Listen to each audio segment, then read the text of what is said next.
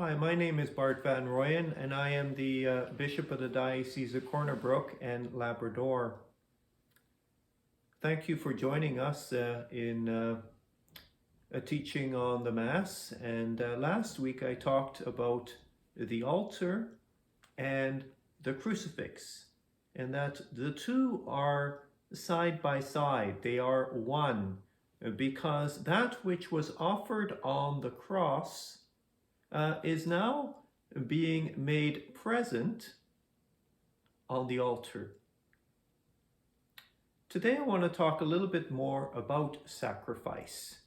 For indeed, that is what we speak of when we talk about the Mass, the sacrifice of the Mass. In order to understand the sacrifice a little bit better, it's important to look back at the sacrifices of old in the Old Testament. Now, many of us, when we think about those sacrifices, we have these barbaric images in our minds.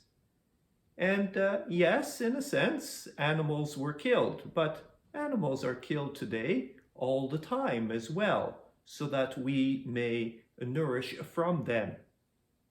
And so that itself is not necessarily barbaric. And when we realize what they did with these sacrifices, maybe our minds might be somewhat changed. In the temple, many of the sacrifices were communion sacrifices. That means that the animal was slaughtered in order for most of it to be eaten. Some of it, of course, was offered to God. These portions are clearly delineated in the book of Leviticus, where the entrails and the fatty parts that stick to them were burnt up to God. This was so that indeed the animal was being offered. Certain portions went to the priest. This was because they were doing this as a service to the people, and they needed food to eat, and as we also see, food to sell so that they could have some money. Some of this meat, of course, would end up in marketplaces. And we have the issue in St. Paul's letter of the fact that people were not to eat of animals' meat that were offered to other gods that they found in the marketplaces. Some meat was given to the widows and the widowers, those who were poor. But the remainder of the meat, most of it, was given back to the householder who offered it.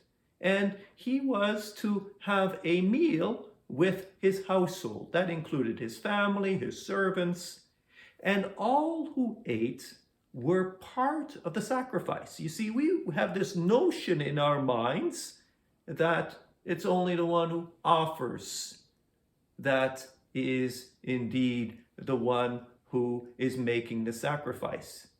They had a different idea.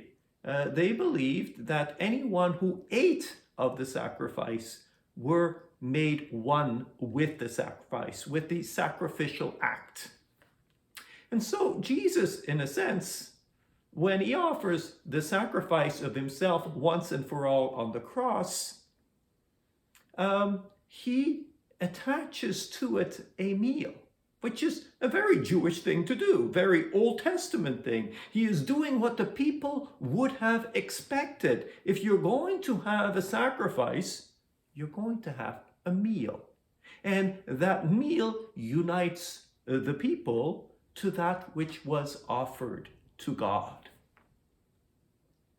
This has tremendous implications, not only insofar as our Eucharist, as we come and we are made part of that which Christ has offered once and for all on the cross, as he is made present to us in his body and blood, but it also has implications insofar as we are ministry towards the poor, that from our table should come a share of food for those who have no food. That indeed the sacrifice is not complete unless the whole community shares in it in some way. Yes, sacramentally, through communion, but also through the charity of the community. I hope this very brief explanation on sacrifice and how indeed Jesus uses what the people already know, what they were already celebrating, and yet now says, this is the one true sacrifice. Unless you eat, you can have no part of me. I hope it was useful, and I hope that I'll see you again soon for further reflections on the Mass.